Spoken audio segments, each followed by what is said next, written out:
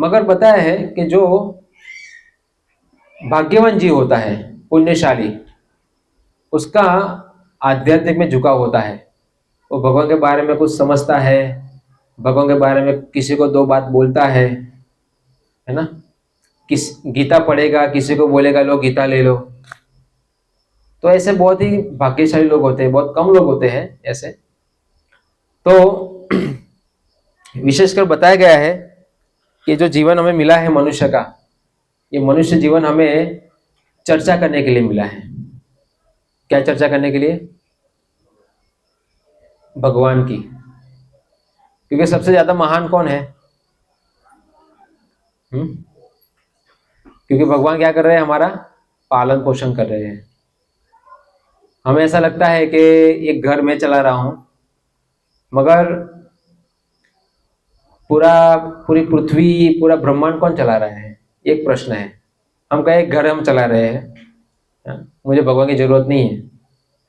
मगर ये हम देखें कि कोई व्यक्ति ऐसा है जो कहेगा कि मैं पूरी ब्रह्मांड को चला रहा हूं।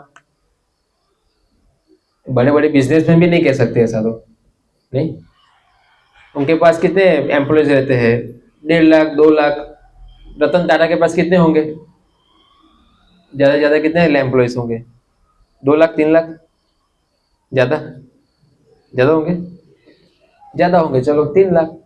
संख्या कितनी है यहाँ की, भारत की? यहाँ 140 करोड़। क्या रख सकते हैं इतने लोगों को एम्प्लॉयज में? नहीं। या कोई ऐसा कह सकता है सब कुछ मेरा है? नहीं। 300 400 500 1000 4000 एकड़ मेरी जगह है। तो पृथ्वी तो कितनी बड़ी है, कोई नहीं कह सकता कि सब कुछ मेरा है। तो कोई तो होना चाहिए कहने वाला। कौन है वो? ऐसा किसने कहा है सब कुछ मेरा है, मैं सबका पालन करता हूं? कोई जगह है ऐसा लिखित में? है? किसमें है? भागवतम में है, गीता में है। भगवान श्री कृष्ण क्या कहते हैं? मय्या अध्यक्षेण प्रकृति श्रूयते सचराचरम अहम सर्वस्व प्रभवो मत्तम सर्व प्रवर्तक। सब कुछ मुझसे आता है। जो भी आप देख रहे हैं सब कृष्ण का है। ये सब कृष्ण ने बनाया है। ब्रह्मा जी को आदेश दिया पूरी ब्रह्मांडों की रचना की, सृष्टि की रचना की। तो अधिष्ठाता है वो। कौन है? हाँ, ये जो भी चल रहा है ना, हम देख रहे हैं प्रकृति, ऊपर हम जो देख रहे हैं, अंधेरा होता है, उजाला होता है, ऋतु आती है, कौन चला रहा है? हमारे यहाँ कायदे कानून चला रहे हैं ना कोई, सरकार के नियम जो है समाज में हम देखते हैं। तो ऐसे यहाँ भी बहुत सारी सिस्टम चल रही है। अभी जैसे ठंडा आने लगी, गर्मी थी, बारिश थी, अभी ठंड आ रही है। तो ये सब कौन कर रहा है? ऑपरेट कौन कर रहा है? कोई तो कर रहा है ना। तो कौन है वो? हम तो नहीं है। मैं तो नहीं हूं भाई। आपको आप है कोई supreme operator? Mrs supreme operator? नहीं नहीं नहीं, हम नहीं है। हम तो स्वप्न में भी सोच नहीं सकते। अगर हम ऐसा मानते हम हैं तो पक्का पागल खाने में जाना पड़ेगा, समझे? तो ये कृष्ण कह रहे हैं गीता में कि सब कुछ मैं हूं, सभी जीवों को मैं पालन करता हूं। तो जब भगवान सबको पालन करते हैं तो महान तो हो गए। तो जब महान व्यक्ति का क्या करना चाहिए? गुणगान करना चाहिए। और इससे फायदा क्या है? इससे फायदा ये है कि हम लोग जो गुनाह किया है उससे मुक्त होंगे और भगवान के प्रति हमारा प्रेम बढ़ेगा। और जब प्रेम बढ़ता है तो भगवान हमें एक उच्च पदवी देते हैं। उच्च पदवी क्या है? भक्त। यहाँ पर बहुत इंजीनियर है, अभी तो भीड़ की भीड़ होती है, वैकेंसी इंजीनियर बहुत हो गए। पहले इंजीनियर का नाम आता था तो लोग इंजीनियर, अभी कैसा है? इंजीनियर नौकरी तो मिलती नहीं है। डॉक्टर देखो तो इतने सारे हैं, आईपीएस आईएएस भी अभी कोई इतना वैल्यू रहा नहीं, बहुत है अभी, आईआईटीएन बहुत है, मगर भक्त नहीं है। सबसे बड़ी पदवी क्या है भगवान की नजर में? जो सबसे महान है उनके नजर में सबसे बड़ी पदवी कौन सी है? भक्त। और ऐसा नहीं कि भक्त आईएएस नहीं हो सकता, हो सकता है। ऐसा नहीं कि भक्त डॉक्टर नहीं हो सकता, हो सकता है, मगर सभी उपाधियों के साथ साथ भक्त होना चाहिए। अगर हम सब यही समझे कि बस यही उपलब्धि सक्सेस है तो ये गलत बात है। क्योंकि हम सभी उपलब्धियों में चले जाते हैं मगर भगवान के गुणगान छोड़ देते हैं। क्यों? ये समय नहीं है अभी, अभी तो नहीं, हमारा समय नहीं आया अभी। अभी तो अपने गुणगान करने हैं, मैं कुछ हूं, मगर ये सबसे बड़ी, हम अंधकार में जी रहे हैं। हमारी एक एक सेकंड, हमारी जो सांस चल रही है इसमें हमारा अधिकार नहीं है, भगवान का है। भगवान चाहते हैं इसलिए हम जिंदा है। अगर भगवान चाहे कि हम गए चले जाए इस शरीर से तो कोई नहीं रोक सकता है। कोई रोक सकता है? नहीं। कोई लोग ऐसा कहते हैं, अरे 5 मिनट जल्दी आ जाते हॉस्पिटल में तो बच जाता, कोई आधा घंटा पहले आ जाता है तो भी मर जाता है। तो हमारे हाथ में ये सब नहीं है, तो सब भगवान के हाथ में है। हमारे हाथ में क्या होना चाहिए? गीता और भागवत, बाकी सब भगवान के हाथ में है। उनका जो चार्ज हमें नहीं लेना चाहिए, है ना? वो वही कर सकते हैं, हम कर सकते नहीं है।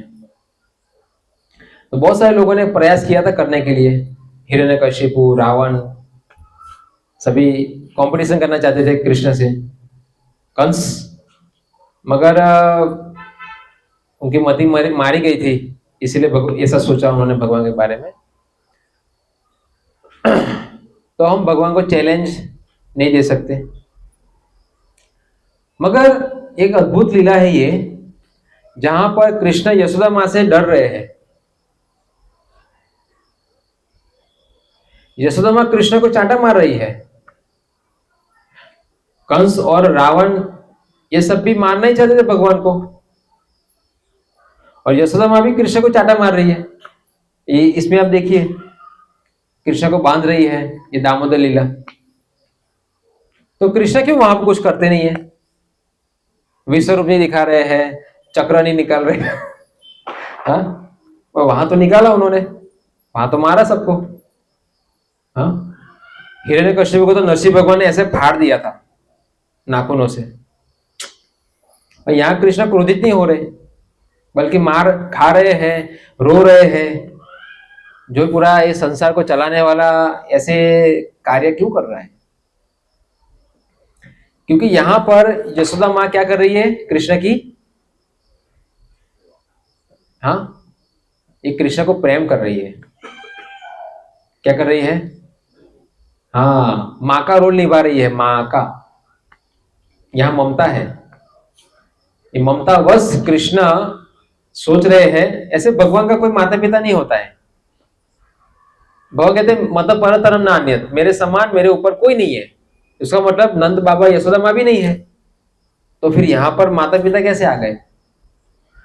तो जो भी भक्त भगवान को अपने पुत्र के रूप में चाहता है, भगवान वहां पुत्र के रूप में जन्म लेते हैं। बाकी उनके माता पिता नहीं है। माता पिता तो एक भाव है, वात्सल्य भाव, जो एक भक्त में होता है। तो भगवान वो इच्छा पूर्ति करते हैं, अपने भक्तों को नाराज करते नहीं है। तो भगवान के साथ संबंध जोड़ सकते हैं हम लोग, दास्य के रूप में हम उनके दास बन सकते हैं, हनुमान जी की तरह दास। हम उनके मित्र बन सकते हैं, सुदामा की तरह, अर्जुन की तरह। माता पिता भी बन सकते हो आप, भगवान श्री कृष्ण की आप एक वात्सल्य भाव में सेवा कीजिए घर में, है ना। उनको उनकी चिंता कीजिए, भगवान की सेवा कीजिए कि उनको क्या चाहिए क्या नहीं। ये बहुत ही उच्च स्तर है आध्यात्मिक जीवन का। एक निम्न स्तर क्या है? हाँ, लाओ लाओ प्रभु, दो दो, लाओ लाओ, और दो चार जेब और बना लिए मैंने इस बार, भरो इसको। हाँ, एक ये है निम्न स्तर है आध्यात्मिक जीवन का। क्या है? निम्न स्तर। इसे कहते हैं मांगना। क्या करना भगवान से? बस ये मांगते रहो, मांगते रहो, मांगते रहो, मांगते रहो। मगर एक समय आए जब भगवान कुछ मांग ले तो पूरी दुनिया को हिला देगा वो। हाँ, ऐसा किया, ऐसा किया, इतने समय से कर रहा था, ऐसा किया। और उच्च स्तर क्या है आध्यात्मिक जीवन का? जो भगवान को देना। यशोदा माँ क्या कर रही है? कृष्ण के लिए मक्खन बना रही है, चिंता कर रही है, अरे मेरा कृष्ण कहाँ चला गया, अरे अरे जंगल में चला जाएगा, उसको कोई जंगली जानवर तो परेशान नहीं करेगा। हाँ, गोपियां थी, वो चिंता कर रही थी, अरे कृष्ण के इतने कोमल चरण है, उसमें कांटा तो नहीं लग जाएगा। इतना चिंता कर रही है कृष्ण के बारे में। हम तो सिर्फ मांगते रहते हैं, हम तो चिंता कहाँ करते हैं? कृष्ण कुछ चाहिए, हाँ, तो चिंता ही नहीं है हमें। तो ये मनुष्य जीवन भगवान के लिए चिंतित होने के लिए है। ये समझ में नहीं आएगा, मगर ये आध्यात्मिक जीवन की उच्च अवस्था है। क्या है? उच्च अवस्था। जैसे कि पढ़ाई की उच्च अवस्था क्या है? हाँ, टॉपर, टॉप आना, नहीं क्लास में टॉप आना, इसे कहते हैं उच्च अवस्था। ऐसे ही आध्यात्मिक जीवन में भी उच्च अवस्थाएं हैं।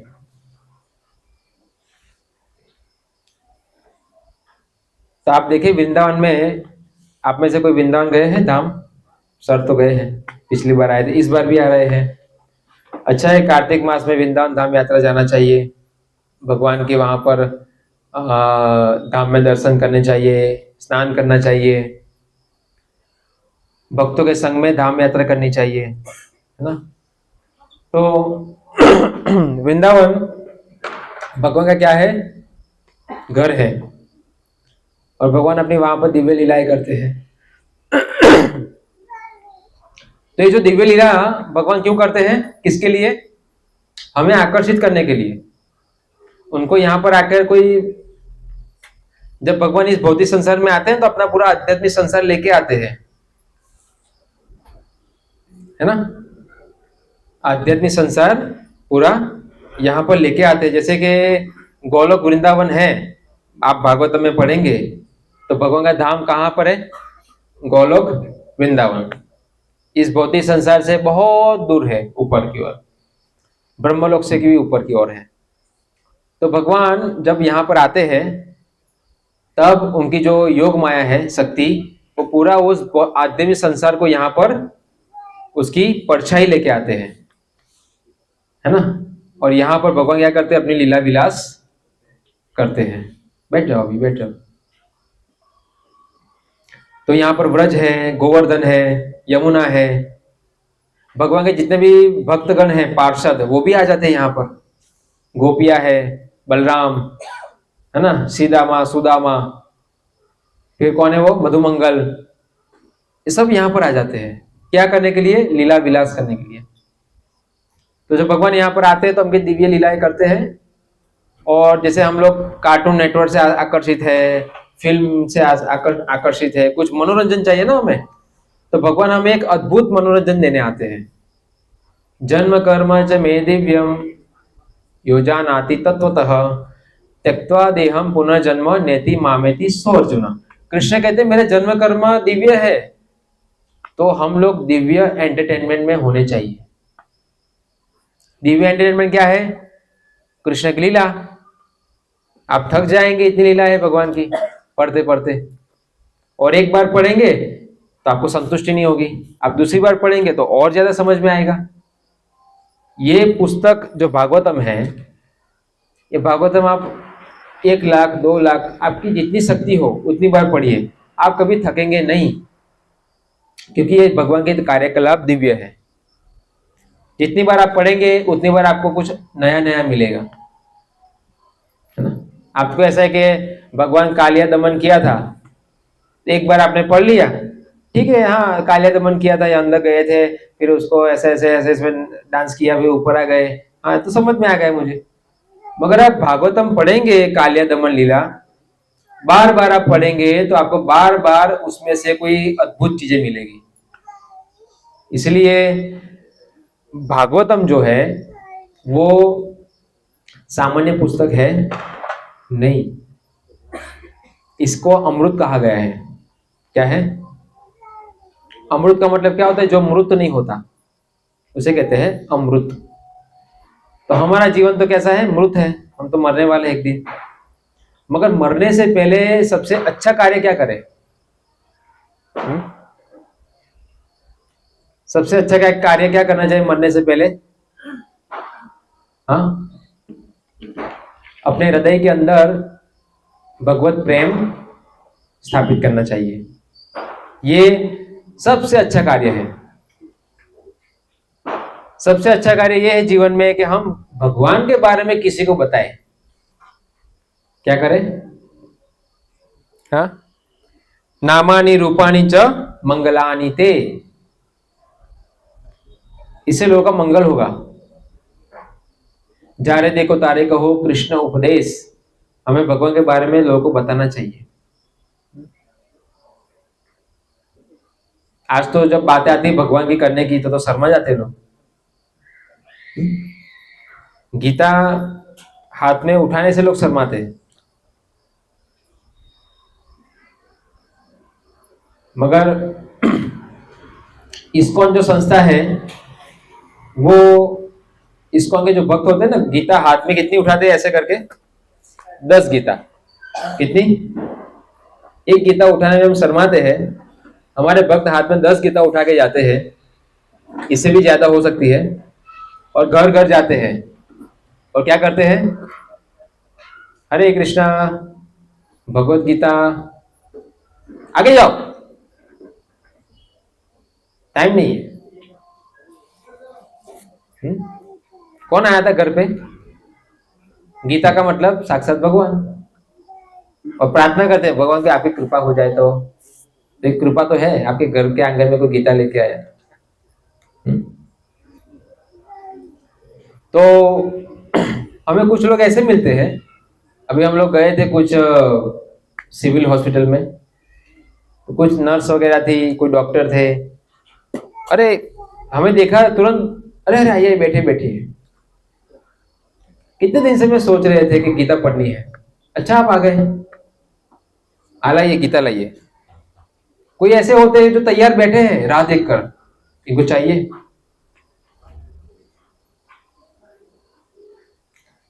तो ऐसा ही है कि हम लोग को गीता का रसास्वादन नहीं हुआ है, इस वजह से, या हमारे पास है तो हमें क्या कहना चाहिए? हरे कृष्णा है हमारे पास, हम पढ़ते हैं रोज, जशी आय तशी, यथारूप, एज इट इज, तो कोई प्रॉब्लम नहीं है। तो इसी प्रकार हम देखते हैं हमारा वेद व्यास ने इतने सारे लिटरेचर बनाए हैं। वेद व्यास ने जितने भी शास्त्र है उसको राइटिंग में किया, लिखित में। क्यों? कलयुग में लोग मंद सुमंद है, उनकी जो बुद्धि है ना वो भूल जाती है। कल क्या खाया था, सुबह नाश्ता क्या किया था, वो भी भूल जाते हैं, है ना। तो इस प्रकार हम गीता को भी भूल जाएंगे। तो वेद व्यास ने राइटिंग में किया कि लोग उसको पढ़ पढ़ के समझ सके।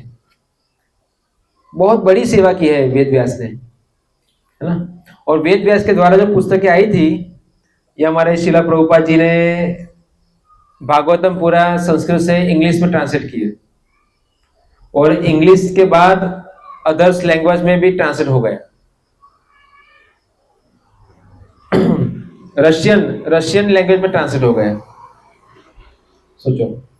उर्दू में ट्रांसलेट हो गया, बंगाली, हमारे भारत में आप देखो तो बहुत सारी भाषाओं में ट्रांसलेट हो गया है, मगर लोग पढ़ने को तैयार नहीं है।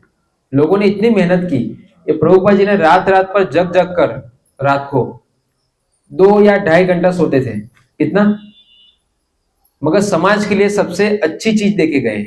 जाते जाते सबसे अच्छा चीज, अच्छा कार्य क्या किया उन्होंने? एक तो पूरे विश्व में प्रचार किया,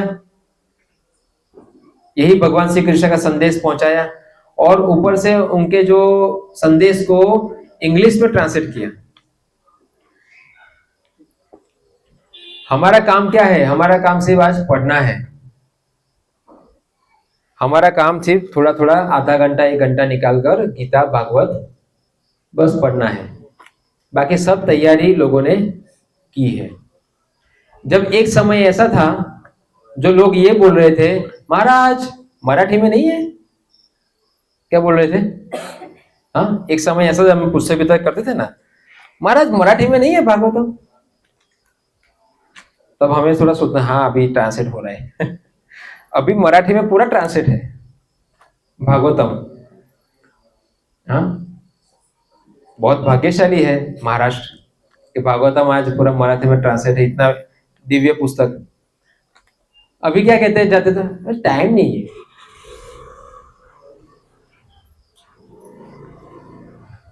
तो बहाने बहाने कर करके हमारा एक दिन क्या हो जाएगा? अंत आ जाएगा। तो इसलिए हमें समय का सदुपयोग करना है, और भगवान की ऐसी अनंत दिव्य लीलाएं हैं। ये तो दामोदर लीला है, ऐसी भगवान की बहुत सारी लीलाएं हैं जो हम समझ सकते हैं भागवतम के माध्यम से। तो विशेषकर ये जो लीला है दामोदर लीला, ये दीपावली के दिन हुई थी। किस दिन? दीपावली के दिन। ऐसा कहा गया है कि ये जो लीला है दामोदर लीला, पूरे महीने में हम लोग दीपदान करेंगे तो हमारा जीवन बच जाएगा, और हमारे जितने भी पूर्वज हो गए सबका जीवन बच जाएगा। उनको क्या मिलेगा? भगवान की भक्ति मिलेगी। तो इसलिए प्रति दिवस हम ये दीपदान करते हैं। तो आज यहाँ भी जो कार्यक्रम है, यहाँ भी इनके जो भगवान की एक स्तुति है दामोदर अष्टकम, वो हम गाएंगे, और उसके बाद आप सभी वो दीपदान यहाँ पर कर सकते हैं। और उसके बाद सभी के लिए भोजन प्रसाद की भी व्यवस्था है।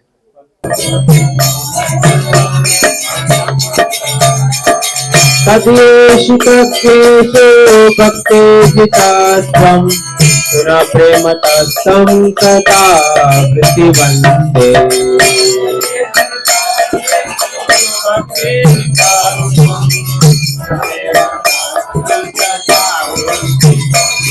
तद्वेषि तद्वेषो भक्ते जितास्त्वं पुनः प्रेमतस्तं सदा प्रतिवन्दे।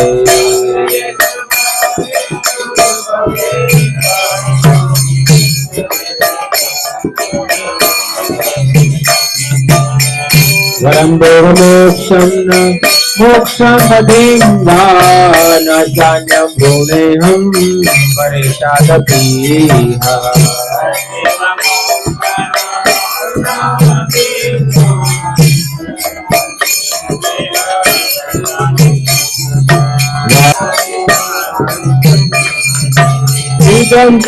पूर्णाथ गोपाल बालम सदा मे मनस्याविरास्तांति मन्ये।